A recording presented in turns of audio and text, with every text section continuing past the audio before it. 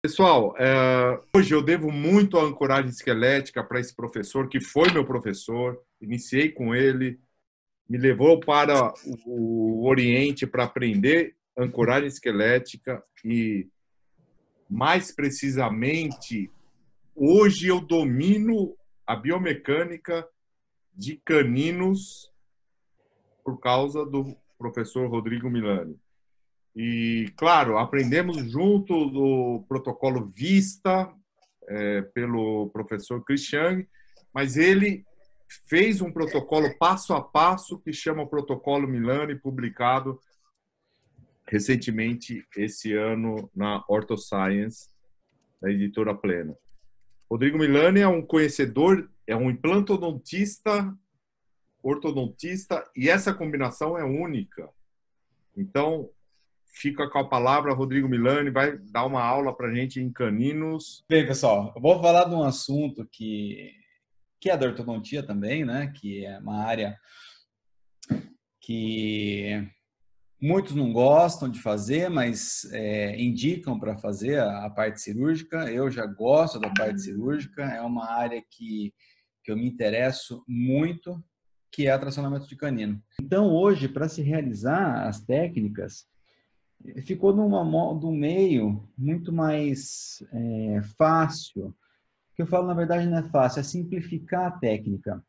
Eu acho que quando a gente acaba complicando muito as técnicas de tracionamento de canino, fica mais difíceis para que o cirurgião ou que o próprio ortodontista possa realizar isso no seu dia a dia. Então, quando eu falo de técnicas de tracionamento de canino, primeiro, eu tenho que saber qual que é a localização. Eu tenho que saber aonde esse canino está para que eu possa entender a técnica que eu vou utilizar. Então, quando eu falo de localização, eu falo da técnica que nós vamos utilizar para aquela determinada localização.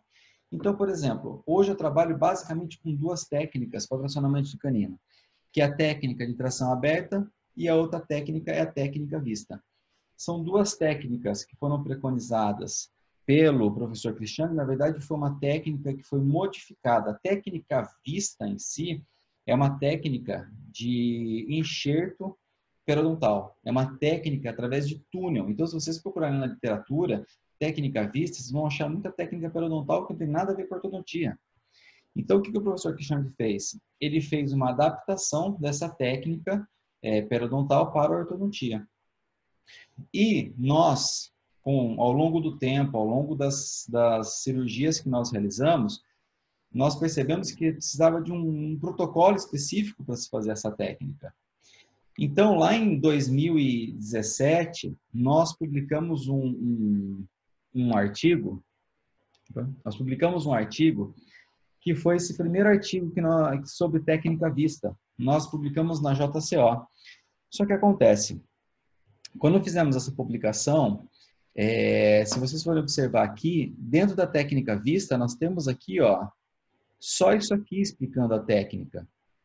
E para quem hoje vai fazer a técnica vista, é muito complexo você entender a técnica somente com um parágrafo, tá, do artigo. Então, eu senti a necessidade aí de estar fazendo algo para que pudesse simplificar para que todos possam fazer. Acho que o nosso objetivo hoje, como professor, nosso objetivo hoje como clínico, é fazer com que nós tenhamos um procedimento muito protocolado para determinadas técnicas e que possa ser reprodutível pelos alunos. Ou seja, se hoje alguém quiser fazer a técnica vista, tem que ter um protocolo para se fazer essa técnica. E esse protocolo, ele tem que ser feito de uma forma simples, a forma mais simples possível, que é de criar uma metodologia para isso. Então, o que nós fizemos foi isso, foi criar uma metodologia. E agora, o que é essa técnica vista? A técnica vista nada mais é do que nós corrigirmos um dente que não está irrompido ainda e está normalmente em transposição por vestibular e levar ele para a sua posição ideal. Por que nós falamos normalmente técnica para tracionamento canino? Porque a grande maioria dos dentes impactados são os caninos. mas nós podemos usar muito bem essa técnica, por exemplo, para um incisivo central, para um incisivo lateral, pode utilizar para outros tipos, para outros dentes. Agora, quando nós vamos utilizar esse tipo de técnica, o importante é, nós temos que tratar o paciente o mais cedo possível, ou seja, nós temos que fazer esse tipo de intervenção o quanto antes. Então, hoje, por exemplo, eu faço esse tipo de intervenção em pacientes de 8 anos, 9 anos, 10 anos, principalmente a técnica vista. Por quê? Porque nessa fase, nós já sabemos se esse paciente tem uma transposição ou não. E quanto mais cedo nós atuamos nesse paciente, melhor é o prognóstico cirúrgico. Então, a previsibilidade do tratamento da técnica vista nos pacientes mais jovens é muito melhor, é muito mais fácil, ou seja, a gente consegue atingir nossos objetivos com muito mais tranquilidade. Então, hoje, a idade ideal para nós trabalharmos para fazer técnica vista é a idade entre 9 e 11, máximo 12 anos. Depois disso, é possível? É possível. Mas você sabe que quanto mais vai avançando, quanto mais o canino tiver numa posição já de irromper, o que vai acontecer? Você tem uma tendência maior de ter retrações gengivais, ter abifrações, você ter uma exposição maior de colo, ou seja, você pode ter mais efeitos colaterais. E quanto antes você age, você não tem esse tipo de problema. Então, hoje, o melhor prognóstico é os pacientes mais jovens. Por isso que é muito importante você pedir um exame de imagem. Aquele paciente chegou para você hoje com 7, 8 anos no consultório, você tem que pedir um exame de imagem, tá? O mínimo para você saber se tem algo ali é uma panorâmica, tá? É o mínimo. Agora, vai fazer a cirurgia? Não dá para se trabalhar com uma panorâmica, tá? Tem que se fazer uma tomografia, tem que se fazer ataque. Se não fizer, você não consegue fazer esse tipo de cirurgia. Então, essa técnica periodontal que eu falei para vocês é do Roma Zadeh, então vocês estão vendo aqui, tá? E foi preconizado pelo professor Cristiano em 2011. Então, basicamente, a técnica é essa. Tá? Isso aqui é do artigo do professor Cristiano de 2011. Só que, assim, essa técnica, ela consiste em 3 incisões verticais, um dispositivo instalado na região posterior e para fazer o tracionamento, tudo através de um túnel. Nós modificamos um pouco, por quê? Porque eu gosto de trabalhar o mais limpo possível. O Ert até falou agora que para a instalação da placa, um periodontista às vezes tem um cuidado maior. Aqui é a mesma coisa. Aqui nós estamos trabalhando com criança. Quanto menos invasivos nós formos, melhor o pós-operatório para o paciente.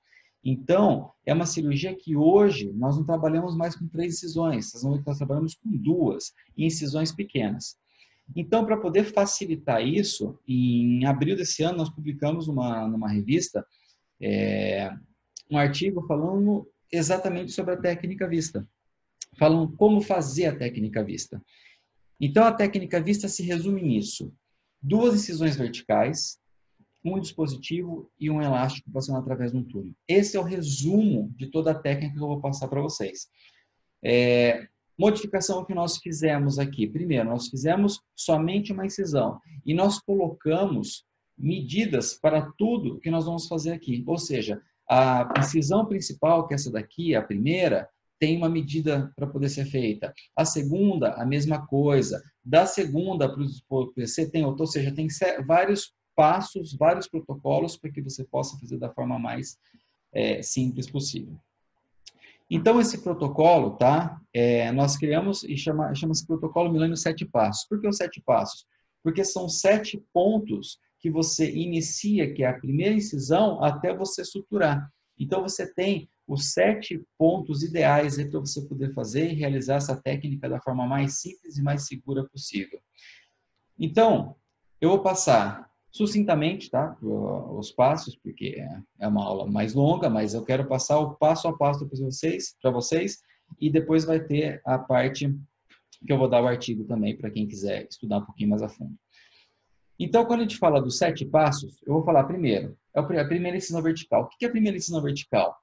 Quando você faz a análise de tomografia, você sabe onde está esse canino. Então, você vai fazer a incisão exatamente no centro da coroa. Então, vocês estão reparando aqui, ó, que a incisão é feita exatamente no centro. Para quê? Para que nós possamos expor essa coroa tanto para mesial quanto para distal, e é onde nós possamos visualizar esse canino, toda a coroa desse canino. Reparem, é coroa. Essa parte dessa incisão é feita em cima da coroa do canino. Por isso que você tem que saber exatamente a posição dele. E como que eu sei? Através do exame de imagem, da tomografia. Então, eu fiz a tomografia, identifiquei, eu sei exatamente onde eu fiz essa primeira incisão. Essa primeira incisão, ela é feita exatamente da forma que vocês estão vendo aqui, tá? Ela é feita uma incisão em torno de 10 milímetros, então nós estamos falando de 1 centímetro. Ou seja, a cirurgia toda, o tracionamento de canino, onde nós vamos fazer toda a mecânica, é em cima de 1 centímetro. Então, vocês vão ver que essa cirurgia é extremamente limpa, é uma cirurgia extremamente delicada, para que o paciente tenha o melhor pós-operatório possível. Então, aqui nós fizemos essa primeira incisão, vamos descolar na região mesial, na região distal. Detalhe, o descolar é você localizar o canino e você expor essa coroa do canino, tanto para a mesial quanto para a distal. O segundo passo é o IZC, tá? Por quê? Se eu estou começando pelo canino, eu tenho que saber onde eu termino isso. Porque vocês vão ver que a direção de tração do canino, ele tem que ser em 3 eixos. Tá? O primeiro eixo é o eixo de distalização. Porque o seu canino está em transposição, por exemplo, com o central ou com o lateral, ele tem que ser distalizado. Segundo ponto, se eu estou operando esse paciente o mais precoce possível, eu tenho que fazer com que esse canino ele extrua. Então, eu tenho que distalizar e extruir, ou seja, esse dispositivo tem que estar abaixo do canino. E o terceiro e principal ponto é, esse canino, para ele passar pelo lateral, ele tem que vir para a vestibular. Então, é o terceiro eixo. E esse eixo é um dos mais importantes, porque senão esse canino não passa pelo lateral, pelo central, ou seja, você não consegue corrigir a transposição. Então, esse passo é extremamente importante, é o posicionamento do IZC. Eu não vou falar aqui sobre técnica, sobre tipo de IZC, tá? Meu intuito aqui é mostrar que você tem que fazer o IZC.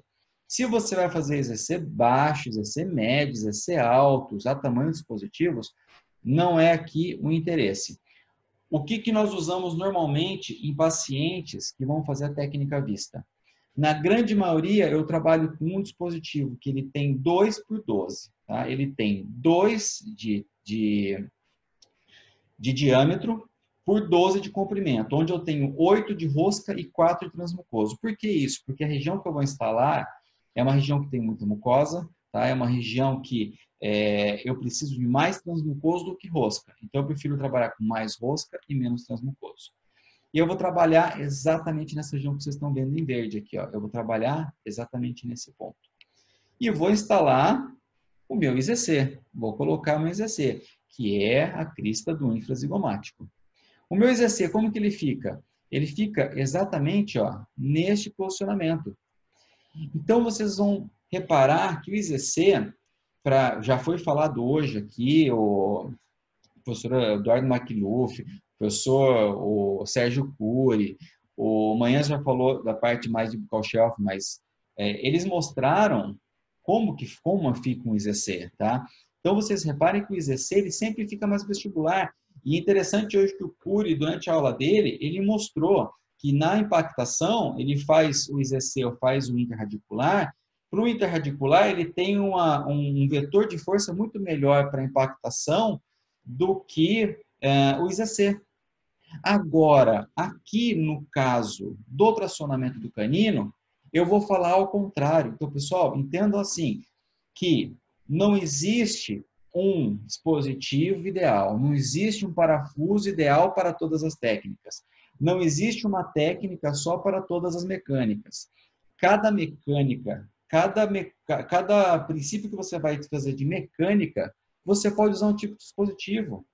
Se você, quem é lá da antiga, quem começou a fazer dispositivo, quem começou com ancoragem esquelética, por exemplo, eu comecei em 2004. O que eu fazia? Eu colocava o dispositivo, eu colocava lá no mini implante e me virava com a mecânica. Por quê? Porque era o que dava. Só tinha aquele espaço, era ali onde eu colocava e depois eu mexia na mecânica. E hoje, se vocês acompanharam o congresso hoje todinho, desde o início vocês viram vários posicionamentos de mini implantes, vocês viram mini placas com o professor Maurício, viram mini placas com o professor ERT, aonde nós vimos variedades de mecânica. Então, hoje, a ancoragem esquelética ela mudou muito o nosso dia a dia. Então, a ancoragem esquelética, não existe uma ancoragem, não existe um mini implante, não existe um tamanho de mini implante, não existe um posicionamento de mini implante, existem vários mini implantes, vários posicionamentos. Quem manda nisso daí é se você tem osso, se você tem gengiva, uma coisa que falaram hoje que é extremamente importante também, gengiva inserida e mucosa. Pessoal, sem dúvida, a gengiva inserida vai ter uma resposta muito melhor do que qualquer mucosa. Tá? Isso clinicamente, quem é clínico sabe que a gengiva inserida ela vai ter menos inflamação, ela vai ter mais estabilidade, é mais fácil para o paciente higienizar, vai ter menor acúmulo de biofilme. Quando você vai trabalhar em mucosa, é completamente o contrário. Não que você não consiga fazer, você consegue fazer e nós fazemos muito IZC nessa região. Mas nós, se pudesse trabalhar só em gipselida, seria muito melhor. Então, aqui, como fica o IZC? Agora, quando nós vamos falar da técnica, na técnica vista, nós temos que fazer essa pergunta. É obrigatório o IZC para realizar a técnica vista? Não posso utilizar um dispositivo interradicular?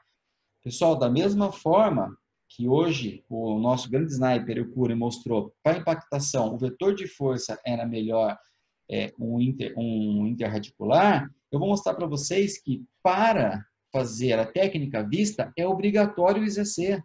Por que é obrigatório? Porque o vetor de força de vestibularização é extremamente importante na técnica e isso pode determinar o seu sucesso no tracionamento desse canino. Então, vocês vão entender por esse esquema aqui que eu montei para vocês.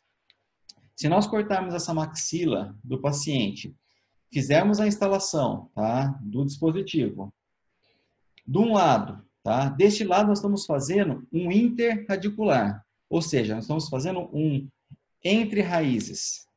Então, está aqui, ó, interradicular. E do outro lado, nós vamos fazer um IZC. A diferença parece sutil, mas não é sutil. Vocês vão entender o porquê. Se nós colocarmos o tecido aqui, vocês vão perceber que aqui você tem uma cabeça extremamente próxima do tecido. E aqui a cabeça do mini implante está afastada. Então, o que acontece? Quando nós temos os caninos que estão em transposição, estão impactados, e você vai fazer a técnica vista, você vai ter esses vetores de força. E reparem que quando você pega esse vetor de força do lado vermelho, que está em vermelho aqui, ó, em relação ao que está em azul, vocês vão ter um ângulo maior no azul. E esse ângulo, essa diferença que vocês estão vendo em vermelho, é o que você pode ter sucesso ou não na técnica vista. Por quê? Esse ângulo que você faz mais aberto faz com que esse canino que está em transposição passe pela raiz lateral, passe pela raiz central e tenha o terceiro vetor, que é o vetor da vestibularização. Por isso que é extremamente importante fazer o IZC nesse tipo de técnica. Você vai falar, mas eu já fiz o interradicular no vista. Pessoal, pode até dar certo, mas é aquele negócio, muita coisa que você faz pode dar certo. Mas se você sabe que aquele caso, você tem um vetor, que você precisa de um vetor mais aberto, você já trabalha com aquilo que você sabe que vai te dar o vetor mais aberto, porque você vai arriscar. Então, o IZC, façam sempre na técnica vista, tá? Não façam de outra forma, com interradicular, porque a chance de sucesso é muito maior. Então, aqui mostrando um IZC mais aberto, e olhem como ele fica na técnica. Olhem a distância que eu deixo do dente até o IZC, ó. Fica com muita distância. Para quê? Para que esse dente tenha um vetor, ó, de extrusão, distalização e vestibularização. Por isso que ele tem essa distância aqui, extremamente importante. Pessoal, isso aqui é um paciente, ó, recém-operado. O que eu tenho aqui? Só 3 pontos de sutura. É suficiente para esse tipo de técnica. Técnica delicada, técnica simples e um ótimo pós-operatório para o paciente. Aqui mostrando como que ele fica, tá? O canino colado, o dispositivo. E olhem, reparem o quanto ele está abaixo do canino. Então, que você está vendo o vetor de distalização e o vetor de extrusão. Você só não consegue ver o vetor de vestibularização, que é o que eu mostrei, que é o IZC, só que consegue fazer isso. Esse vetor de distalização e extrusão você consegue com o interradicular, tá? Só que o seu vetor de vestibulação você não consegue. Então, fizemos o segundo passo, nós vamos para o terceiro. O que é o terceiro? Se eu tenho um túnel, eu estou tendo uma entrada de um túnel e eu tenho que ter a saída desse túnel. Então, eu faço uma segunda incisão vertical. Esse é outro ponto importante. A segunda incisão vertical, ela serve para quê? Para deixar o elástico aqui, ó, exposto, que é onde você vai ativar, e que você tenha uma ligação do canino até essa região. Por quê? O canino ele vai estar na região anterior. O dispositivo vai estar na região posterior. Se eu passar fora do túnel, eu vou dilacerar todo o tecido nessa região. Então, esse elástico ele fica apoiado em cima do osso, onde ele vai correr, vai fazer a curvatura e ele sai na região do pré, ó, que é uma região que já está reta. Ou seja, você tem uma área onde não vai ter pressão do elástico ou do amarrilho que você for colocar ali em cima do tecido. Então, você tira toda a pressão do tecido, ou seja, por isso é que nós fazemos o túnel. E a saída do túnel é através da segunda incisão vertical. Então, tá aqui, ó, segunda incisão vertical. Essa segunda incisão vertical ela é extremamente pequena, ela vai ter apenas 2 milímetros. É o suficiente para passar um elástico dentro dessa incisão. Então, eu falo que é só com a ponta da lâmina do bisturi. Lâmina 15C é a lâmina que eu utilizo para poder fazer isso. Então, eu vou lá, faço um piquezinho na gengiva. Por que eu faço um pique? Porque nessa incisão não precisa de sutura. Você só faz a sutura na primeira incisão. Se você precisou suturar a segunda incisão, é porque você aumentou demais essa segunda parte. E quarto passo, nós vamos fazer o túnel, nós vamos ligar tudo isso. Então, eu comecei lá na frente e estou voltando até chegar no canino. Agora eu vou ligar essa incisão, segunda incisão, à incisão principal. Eu faço um túnel aqui. Aí vem o túnel subperiostal. Então é o S, tá? Da técnica vista, que é o subperiostal. Ou seja, eu tenho que descolar o periósteo do osso. Você não pode fazer intramucoso, ou seja, você não pode passar por dentro da mucosa. Se você passar dentro da mucosa, o que vai acontecer? Essa mucosa ela vai ficar aglomerada em cima desse elástico e a hora que você for ativar, fica extremamente difícil, o paciente tem dor. Quando eu passo por baixo do periósteo, o periósteo ele é como se fosse uma fita cola colando no osso. A hora que você passa por baixo e você ativa, você não deixa essa fita cola colar no osso. O paciente não sente absolutamente nada nas ativações. O paciente não tem dor. É uma ativação que demora em torno de 2 a 3 minutos e o mais importante, sem dor ao paciente. Então, por isso que é extremamente importante nós trabalharmos com o túnel por baixo do periósteo, subperiostal. Aí, aqui, nós temos o túnel, mostrando como que é feito. O túnel passando aqui por baixo. Muito tranquilo. Periósteo descola muito fácil. Se você fez uma boa segunda incisão cortando o periósteo, a hora que você passa o instrumental, geralmente eu faço com um molde, ele desliza e ele já sai na segunda incisão vertical. Aí eu vou para o quinto passo, que é a parte mais chata, né, que eu posso dizer. É a parte mais que dá um pouquinho mais de trabalho, porque é a colagem do botão. A colagem do botão, ela é feita na coroa do canino e você tem que colar ela o mais próximo possível da cúspide, porque esse canino vai fazer um movimento de pêndulo. Como ele vai fazer um movimento de pêndulo, se você cola ele muito na região cervical, o que acontece? Em vez de você trazer o canino pendulando, você traz ele em corpo. O que vai acontecer? Esse canino não movimenta. E aí você fica com aquele tracionamento de canino que não anda. Então, quanto mais você coloca para a incisal, ou seja, para a cúspide do canino, melhora o seu tracionamento. Agora, lembre-se, isso eu estou falando para pacientes que você pega na fase ideal. Aí, aquele paciente que eu já peguei numa fase tardia, aí você tem que avaliar tudo isso, porque você tem que avaliar a posição do EZC, que vai ter que ficar mais baixo, você tem que avaliar essa colagem, que daí você não vai poder colar muito na cúspide, você tem que colar mais por cento da coroa, para você não fazer tanto movimento de pendular. Então, por isso que eu falo que o prognóstico é muito importante, o prognóstico ele é muito favorável quando naqueles pacientes que você vai atender o quanto antes, ou seja, aquele paciente novo, 8, 9, 10 anos, até 11 anos. Depois disso, já começa a ter um prognóstico mais desfavorável. E tá aqui a colagem do botão. Reparem, pessoal, isso aqui é a ponta de um sugador. Isso aqui é um sugador de titânio utilizado para implante. Se vocês observarem a ponta desse sugador, ele é um sugador cirúrgico. Para quem usa sugador cirúrgico descartável, é o mesmo tamanho de ponta. Isso daqui, ó, é o tamanho da incisão, é o tamanho do canino. Se vocês olharem a ponta do sugador em relação à incisão, você vê que é um pouquinho maior a incisão, porque a incisão é curta, a incisão vai ter em torno de 10 milímetros. É 1 centímetro de incisão. Eu não preciso mais do que isso, tá? Não preciso. Se você abre mais do que isso, você está abrindo sem necessidade. Você está abrindo para você ter uma visualização melhor.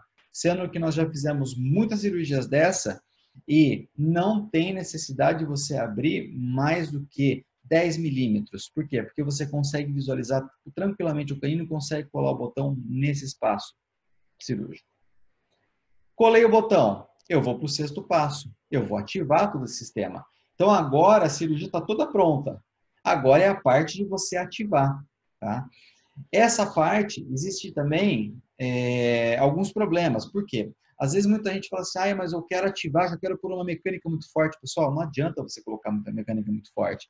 A hora que você põe uma mecânica muito pesada, primeiro, você dilacera o elástico, você vai pegar o elástico vai modificar a estrutura, e aí você vai perder a força da mecânica do elástico. Não adianta. Aqui a força é leve, porque você tem que lembrar que você vai ativar esse canino todos os meses. Então você não precisa fazer uma sobrecarga muito grande no primeiro dia. No primeiro dia você coloca, você vai fazer em torno de 70, 80 gramas de força. É o suficiente, não tem nada em cima desse canino. Esse canino só tem que pendular. Se você fizer 70 gramas de força, já é suficiente você ter muito movimento desse canino. E as outras consultas? Cada vez que você ativa, você vai ter em torno de 90 gramas de força. Então, de 70 a 90 é suficiente para você poder fazer um tracionamento de canino, porque esse canino não tem nenhuma barreira em cima dele. Ele está livre para poder fazer essa correção. Então, aqui, a ativação, percebam que os elos, eu vou tentar aumentar aqui, ó. Percebam que os elos, você consegue visualizar a luz do elástico corrente, do elo do elástico corrente, perfeitamente. Por quê? Porque eu não sobrecarrego, eu não preciso fazer uma superativação, tá?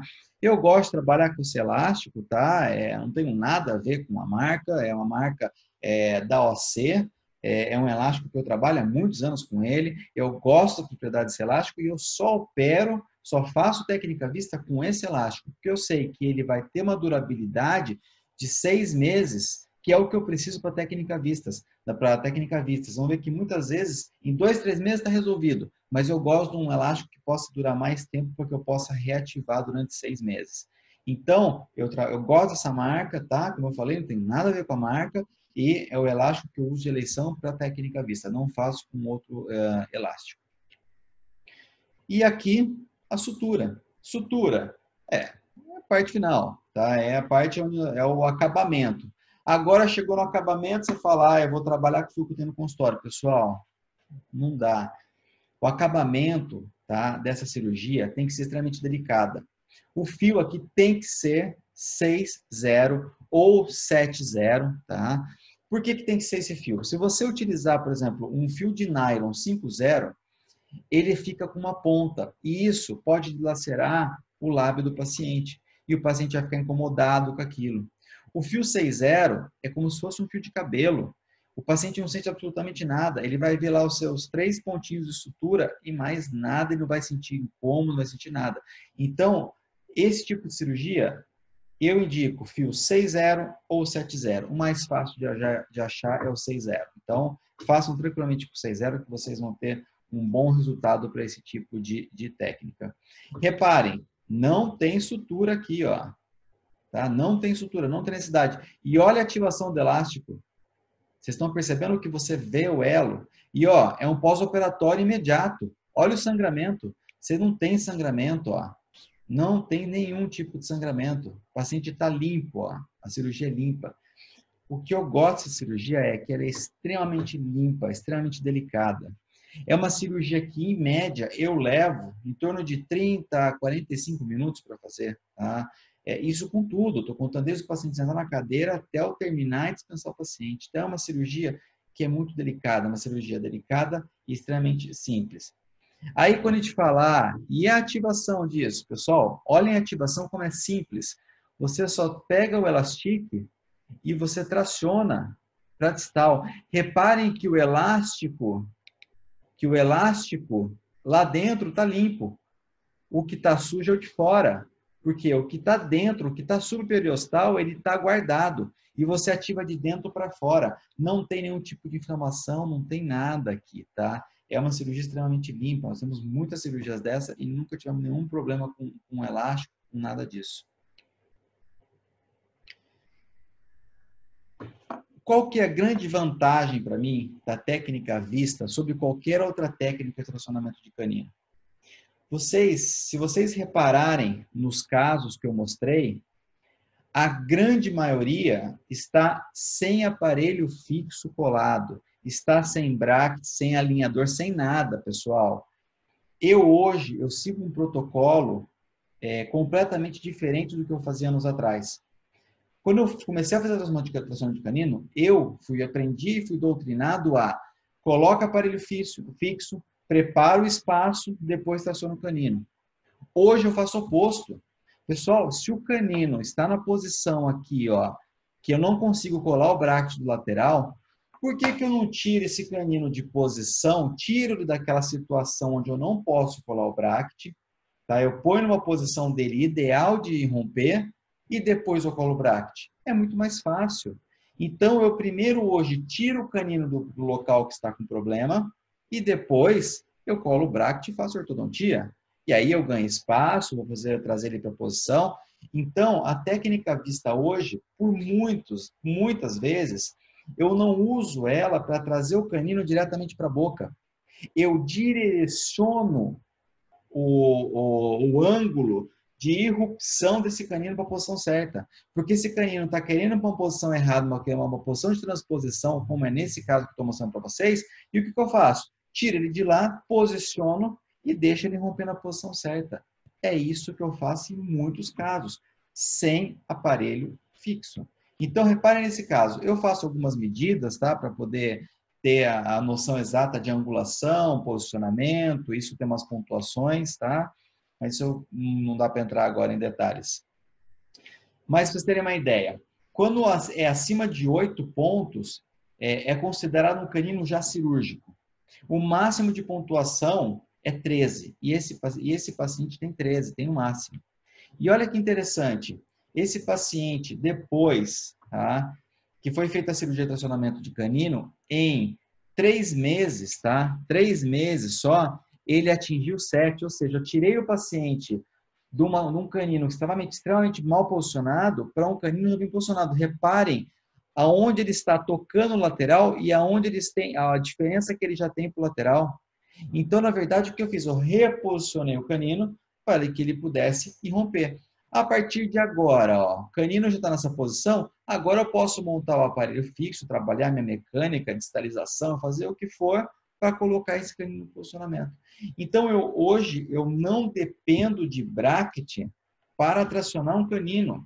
É esse o pensamento. O pensamento é ao contrário. Ao invés de eu colar bracket, abrir espaço para tracionar o canino, não. Hoje eu traciono o canino e depois eu colo bracket. É ao contrário do que eu fazia antigamente. Outro caso, e tem diversos casos. Transposição total, ó. Canino entre central e lateral. Só esse caso, você pode fazer o que for. Você fala, eu vou disjuntar, esse canino vai vir. Não vai. Esse paciente foi disjuntado. Vocês estão vendo aqui, ó. Isso aqui é imagem por causa do disjuntor que está instalado. E o canino continua em transposição total com incisivo lateral. Se vocês repararem, eu vou voltar aqui um pouquinho, ó. Se vocês repararem, ele está entre o central e o lateral. Então, é o caso que não tem o que fazer. Tem que tracionar. E aí fizemos a cirurgia. Cirurgia bilateral de tracionamento de canino. O lateral, o canino está tão erupcionando já entre central e lateral, que o lateral, ó, já inclinou todinho para distal. Lá atrás, quando eu comecei a ortodontia, eu possivelmente colaria um bracket aqui e distalizaria o lateral e colocaria o canino entre lateral e central. Hoje, eu não consigo fazer isso, porque eu sei que existem técnicas que são extremamente viáveis para poder fazer esse tipo de correção. Ó, paciente com cirurgia bilateral. Olha esse lateral aqui, o jeito que está, ó. O canino está aqui, ó, entre os dois.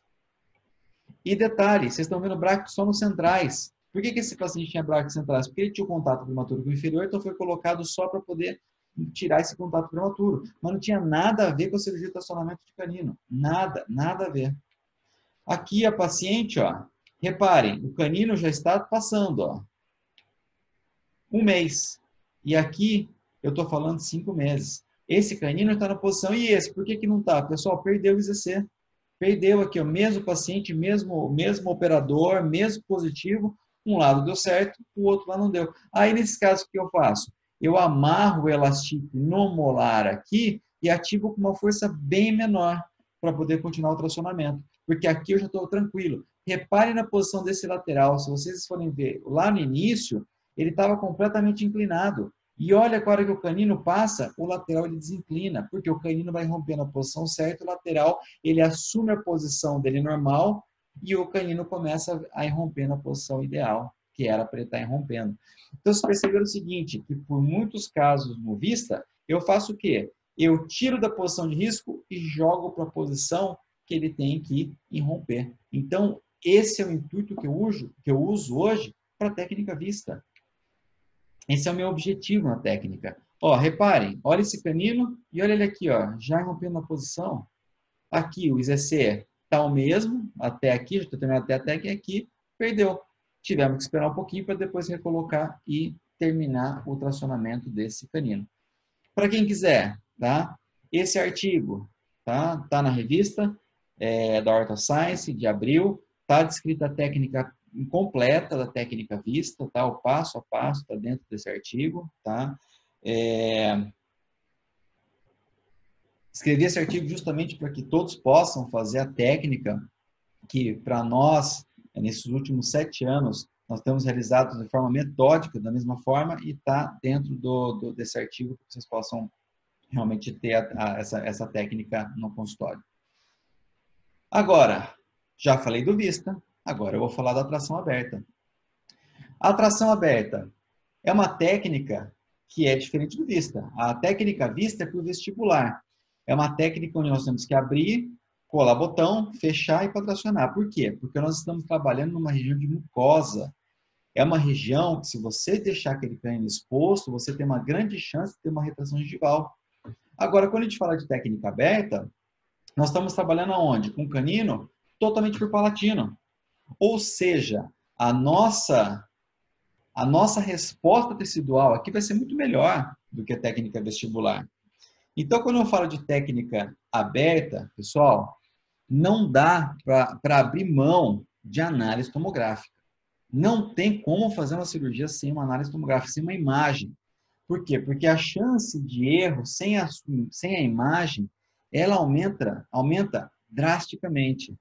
Então, se você vai fazer hoje um tracionamento de canino aberta, você tem que ter análise. Não dá para você olhar hoje uma imagem dessa e falar assim, se quem é mais antigo vai lembrar, falar assim, se tiver uma diferença, se o canino tiver mais por palatino, se o canino tiver por palatino é porque você consegue visualizar melhor a raiz do central, ou faz uma técnica de Clark, ou faz uma técnica oclusal para identificar. Isso é lá atrás. Hoje não tem como fazer isso. Hoje tem que ser através de tomografia, porque a tomografia vai me dar exatamente a posição desses caninos e vai me dar isso aqui, a posição dele espacial, ou seja, eu vou saber se ele está girovertido, se a palatina dele está para a palatina, ou se a mesial está para a palatina. Se vocês observarem nesse caso, eu tenho um canino completamente girado. Aqui vocês estão vendo a distal do canino em contato com a região palatina. Eu estou vendo que esse canino está dentro do forame incisivo, ou seja, eu tenho um canino extremamente mal posicionado. E eu sei que a hora que eu for fazer essa cirurgia, a visão que eu vou ter do canino é só de um pedacinho aqui, ó. Porque se eu tenho um canino com a face palatina toda para a palatina, eu tenho essa visão do canino. Se o canino está girado, eu tenho essa face do canino. Então, é extremamente importante a tomografia para isso. E você vai ter a tomografia para fazer medidas. Hoje, com a tomografia, você consegue fazer medida de tudo isso. E eu gosto muito de pedir o arquivo DICOM, porque eu gosto de manipular a imagem, eu gosto de medir no software, porque o software me dá todos os detalhes possíveis. Eu consigo fazer medidas, eu consigo saber onde está esse canino, quanto tem a coroa, se ela está girada, se ela não está, o quanto ela está girada. Ou seja, o software me dá uma riqueza de detalhes muito maior do que eu pedir vir um papel. Então, hoje, eu prefiro o DICOM para que eu possa manipular. Olhem esse outro canino, pessoal. Como que eu vou ver, como que eu vou analisar um paciente desse por uma radiografia panorâmica, por uma radiografia periapical? Não tem como. Eu tenho que ter esses cortes para quê? Para que eu possa avaliar isso aqui, ó. Reparem o grau de reabsorção que esse canino está. Por quê? Porque foi feita uma técnica convencional e o direcionamento da mecânica não estava ideal. Então, o canino foi reabsorvido. Então, nesse caso, nós decidimos trocar pela técnica que nós fazemos hoje, a técnica aberta. E isso aqui é técnica aberta. Quando eu falo de técnica aberta, reparem que eu tenho aqui, ó, a exposição completa do canino, tá? Eu exponho toda a coroa do canino. E eu deixo sem tecido em cima, tá? A hora que eu faço isso, eu estou deixando esse canino fazer o quê? Irromper. E a hora que ele rompe, vocês estão vendo aqui, ó, com 7 dias e com 2 meses após. Pessoal, daqui para cá foi somente cirurgia. Aqui eu comecei o tracionamento. E hoje, o Hértio mostrou canino palatino, o Sérgio mostrou canino palatino, e eu mostrou mini implante palatino, o Hértio mostrou mini implante palatino, e aqui eu estou mostrando para vocês também o mini implante palatino, tá? Eu não gosto de colocar na RAF quando eu vou fazer tracionamento de canino, porque quando eu ponho na RAF, só se for uma mecânica específica. Aqui o que eu estou fazendo? Eu estou distalizando o canino para depois trazer ele para a posição. Eu distalizo um pouco e depois eu já trago ele para a posição. Então eu gosto de trabalhar aqui, ó, ao lado da RAF, em torno de 2 a 3 milímetros. É o que eu faço normalmente nos casos de tracionamento de canino. É uma área que os mini implantes têm extrema ancoragem, tem uma previsibilidade muito grande, a chance de você perder um mini implante nessa região é baixíssima, então é uma área que eu gosto de trabalhar muito nessa região palatina. Agora, uma dúvida, que muita gente fala assim, mas quando eu faço a tração aberta, eu tenho muita retração gengival por palatina. Pessoal, existem detalhes técnicos, tá? Para você não ter isso. Então, quando eu falo de tração aberta, e muita gente pergunta assim para mim, você vai fazer a tração aberta e você vai ter retração gengival nessa região? Por quê? Você está tirando o tecido. Tá, estou tirando tecido. Só que é o seguinte, existe um detalhe extremamente importante para que você tenha esse tipo de resultado aqui, ó. Daqui para cá, gengiva totalmente saudável, tá? Qual que é o segredo? Muitas vezes, quando você vai ver tração de canino na internet, você vê aqueles buracos imensos, onde se tira muito osso, se tira muito tecido, se faz assim uma loja cirúrgica imensa. Não tem necessidade disso, tá? Não tem necessidade disso. O que você precisa para que esse canino irrompa? Você tem que, primeiro, fazer uma boa liberação do canino. O que é a liberação do canino? É você ter a liberação da mesial, distal e cúspide. Ou seja, quando você abre o canino e expõe, o instrumental ele tem que passar ao redor de todo o dente. E quando eu vou ensinar essa técnica, eu falo para os alunos o seguinte, você não coloca o instrumental só e tira, você coloca e você faz uma pressão contra o osso. Por quê? Aquele osso que está ao redor do canino é um osso cortical, só que é uma camada muito fina. E ao lado desse osso cortical vai ter um osso medular. E a hora que você coloca o instrumental, você empurra, você não está fazendo uma alavanca no dente, você não está luxando o dente. Perceba uma coisa, você luxar, você fazer esse movimento no dente. A outra, eu estou fazendo isso, ó, eu estou empurrando o osso. O que eu estou fazendo? Eu estou empurrando esse osso para criar um espaço entre dente e osso. E o tecido que está ao redor dessa coroa, eu diminuo o volume dela. Para quê? Para você ter dois processos aí. Uma irrupção desse dente passivo, ou seja, se esse dente não tem nada e você liberou a cúspide, vai tentar irromper. Segundo, se você tem muito tecido, o que vai acontecer? Esse dente não consegue romper. Então, o que eu faço? Eu diminuo o volume ali. Eu causo uma retração cicatricial.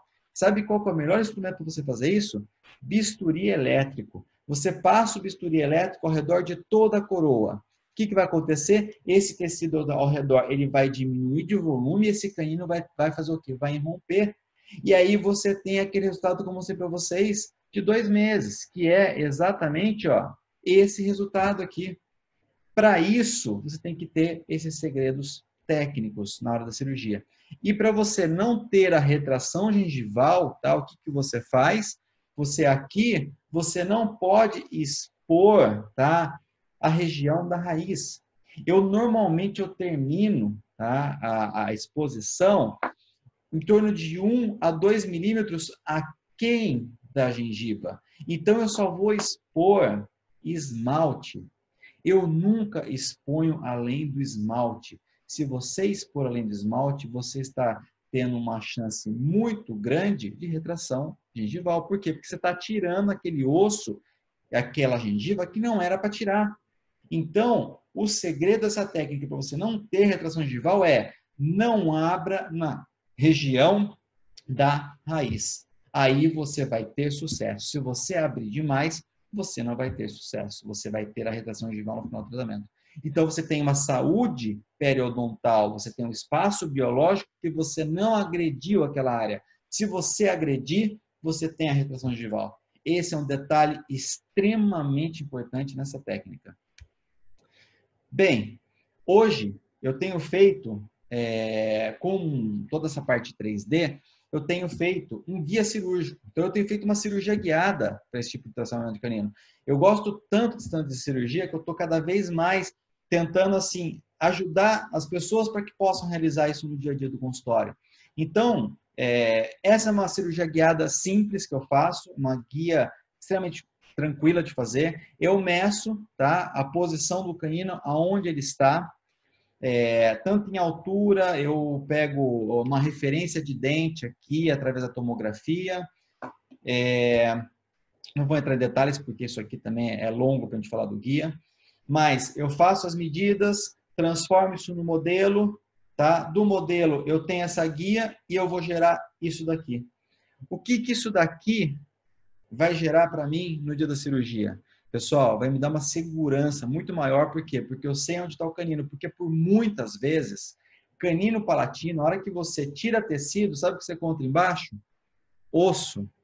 Sabe o que vai ter além do osso? Sangue, muito sangue. Essa região sangra muito. E por muitas vezes você não consegue identificar o que é dente, o que é osso. Então, se eu sei exatamente aonde está o canino, porque eu tenho um guia, eu não preciso fazer as medidas na hora, isso me dá uma segurança maior. Essa é uma guia que eu ensino a fazer de uma forma super simples, tá? Com medida de tomografia, com consultório, com modelo de gesso, 15 minutos eu faço essa guia. É lógico que hoje eu estou fazendo umas guias que são mais elaboradas, que é onde eu estou fazendo uma guia que é totalmente prototipada, ou seja, eu gero um arquivo e eu estou imprimindo a guia. E essa guia, ela vem muito mais fiel. Ou seja, essa é uma guia que você pode fazer, qualquer pessoa pode fazer no consultório, porque só exige a tomografia. A outra já exige a tomografia, exige um software, exige uma impressora e uma resina específica para fazer o guia. Então, é um outro processo, mas que também é totalmente viável. Hoje, no Brasil, tem facilidades muito grandes do laboratório. Então, você pode pegar só o STL, mandar para o laboratório e ele vai imprimir a guia para você. Tá? Então, esse é um meio que eu estou viabilizando para poder ficar mais fácil, para que todo mundo possa localizar da melhor forma possível esse tipo de cirurgia. E para que não cometam o problema de fazer a abertura demasiada, ou seja, abrir mais do que precisa. Tá bem? Bem, pessoal, desculpa, eu corri um pouquinho mais, mas é que eu queria mostrar esse assunto para vocês, que é um assunto que eu gosto, é um assunto que é o meu dia a dia, é um assunto que eu tenho uma paixão muito grande, que são os tracionamentos de canino. Bem, vou agradecer novamente a todos os professores por terem disponibilizado o tempo de estar aqui com a gente, de terem parado o consultório, parado cursos online, que eu sei que todo mundo está com curso, de estar aqui com a gente de uma forma gratuita para ajudar uma instituição que é a Instituição Brennemark. Então, queria agradecer de coração a todos. Posso falar para vocês, o congresso tem amanhã ainda, tá? Mas é um sonho aí que eu e o Fábio, né, que o Milani Micheletti, nós tínhamos de fazer esse congresso, nós fizemos o desafio, que muitos aqui participaram do desafio, no começo da pandemia, mas foi de uma forma muito mais descontraída, assim, eu posso falar, com as imagens mais simples. Hoje foi realmente mais elaborado, foi uma aula, eu acho que realmente foi diferenciado. Obrigado a todos os parceiros. Pessoal, mais uma vez, por favor, congresso é beneficente, então nós precisamos ajudar o Instituto. Tá? Aqui na página tem ali o link para vocês fazerem tem a conta para vocês poderem fazer a doação. Tá? O congresso foi organizado pelo Milani Micheletti. E muito obrigado novamente a todos, tá? Estão todos aí, estão chegando. Pessoal, muito obrigado a todos. Eu sei que eu falei de rápido aqui. Pessoal, eu queria agradecer muito a todos vocês. Vicente ainda não deu aula, Vicente vai ser amanhã, mas a todos, a aula de vocês foi fantástica, de todos. Acho que um complementou o outro. A aula mais fraquinha foi a última, foi a mais simples. Mas, pessoal, muito obrigado. O congresso foi realmente mundial. Atingimos aí a América, atingimos a Europa. E faltou Portugal também. Tem Portugal aqui também. Então, foram 12 países, correto? Deixa eu ver. 1, 2, 3, 4, 5, 6, 7, 8, 9, 10, 11 países, Fábio. Congresso de 11 países, mas com certeza bateu mais de 4.000 pessoas, porque isso aí eu falei da estatística, isso aí estava durante a aula do Ert. Não, foi na aula do Maurício. Estava na aula do Maurício ainda, tinha essa estatística. Possivelmente. Então dobrou. O Ert entrou e dobrou, meu. Passou aí de 4.000 pessoas. Quem dera. Foi o sniper aí que puxou a galera. Não, foi a união de todos aí. Foi um congresso.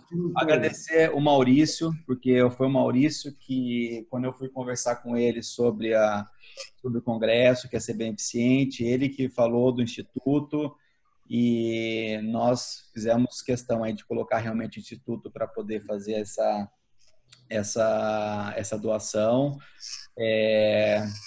Todos os professores aqui foram todos, pessoal, para que todos saibam, ninguém cobrou nada, tá? Porque foi realmente um congresso beneficente, isso é importante. Por exemplo, a gente olha assim, um congresso, só nomes muito fortes na ortodontia, na ancoragem, e todos fizeram realmente para poder ajudar a instituição. Pessoal, vamos fazer um brinde, tá todo mundo com um copinho aí ou não? Só o Maurício. Tá com cervejinha aí, Maurício? Não vai beber água? Vai beber água? Eu tô sem. Mentira, o Maurício não bebe nada, ele não bebe nada. Tem água aí. A gente tomou todas ontem. Eu tomei mesmo, você não tomou nada. O Vicente vai dar aula amanhã, ele não pode beber. Mas até amanhã já recuperou, já, ué. Com certeza. Valeu, galera. Saúde. Grandes amigos, grandes colegas. Show de bola. Um brinde ao Instituto aí pela doação. Amém. Obrigado por vocês terem aceito isso. O Instituto está passando por um momento, já está passando por um momento difícil desde 2017. Doutor Hugo Nari, tem o Dr. Paulo Rossetti, que é da área da implantodontia, que é o diretor científico lá da AVM. Tem um grupo imbuído em não deixar esse sonho acabar, né?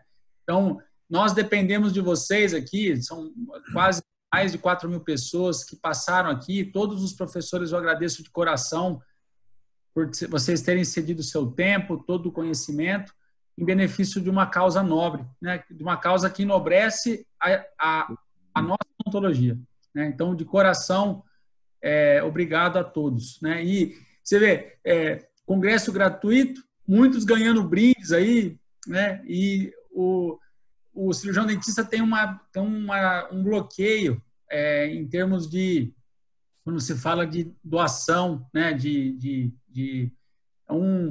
o brasileiro como um todo, né? Porque o cara tem medo de saber se isso é idôneo ou não. Como o próprio Rodrigo falou, o depósito é feito diretamente numa conta jurídica do Instituto Branemark, que é uma instituição totalmente sem fins lucrativos. Eu queria deixar claro isso aqui, tá? Então, ó, obrigado de coração a todos. Nós que agradecemos. Valeu, Mauricião. Parabéns. Parabéns, gente. Amém. Obrigado. Rodrigo, Números Fabião. atualizados para a gente comemorar. 4.200 pessoas, pessoal. Muito bom. Show. Pessoal, queria Parabéns, Vicente, Dani, Vicente, oi. Obrigado. Valeu, Muito obrigado. Parabéns a todos vocês. Foi bom, foi show de bola.